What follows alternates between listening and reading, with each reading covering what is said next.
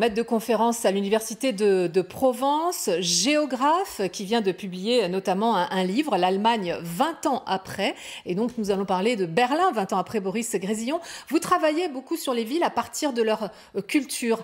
Qu'est-ce qu'il reste de ce mur au sens symbolique 20 ans après ? Alors déjà, sur le plan pas symbolique, mais tout simplement physique, si j'ose dire, il n'y a pratiquement plus de bouts de mur dans Berlin, sauf à deux endroits, ce qui signifie une chose assez claire, et on peut le comprendre, c'est que les Berlinois, les Allemands, avaient vraiment un besoin impérieux de casser le mur. L'idée d'en conserver des bouts pour la mémoire est venue plus tard, et ce qu'il en reste d'un point de vue symbolique, là c'est un peu autre chose, c'est d'ailleurs assez complexe, si j'ose dire, même 20 ans après, parce qu'on parle du fameux mur dans les têtes qui aurait remplacé le mur physique.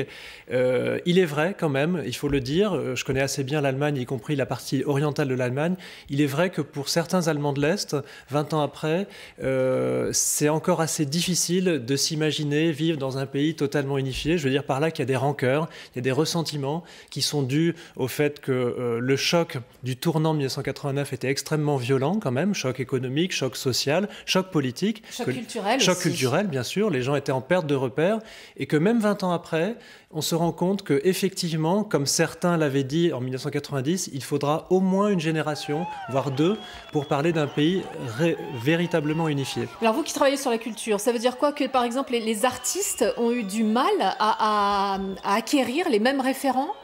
Alors oui, c'est très intéressant d'étudier un peu ce qu'ont fait les artistes parce qu'on se rend compte qu'ils ont joué un rôle pionnier au sens où dès le début, vraiment dès les premiers mois de 1990, ils ont cherché par une espèce de curiosité naturelle à travailler ensemble, donc artistes de l'Est, artistes de l'Ouest.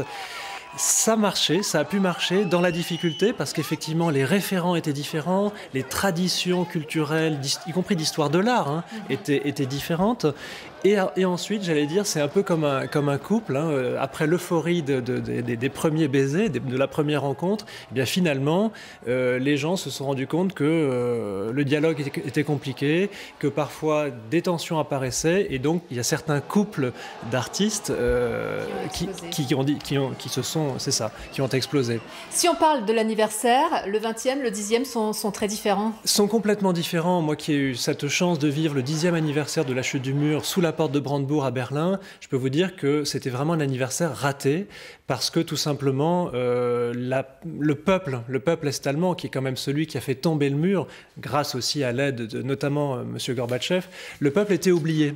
Et donc on voyait défiler à la tribune des personnalités officielles, ce qui était tout à fait normal. Par contre, les dissidents, par exemple, les gens est-allemands qui ont fait tomber le mur avaient été oubliés, et ça avait été extrêmement mal ressenti par la population est-allemande. Une sorte de ratage. 20 ans après, je pense qu'on peut parler quand même d'apaisement.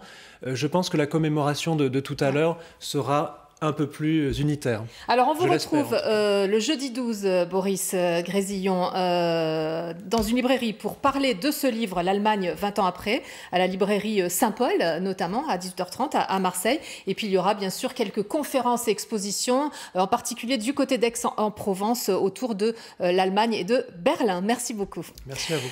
Arles, la ville d'Arles, n'avait jamais connu ça.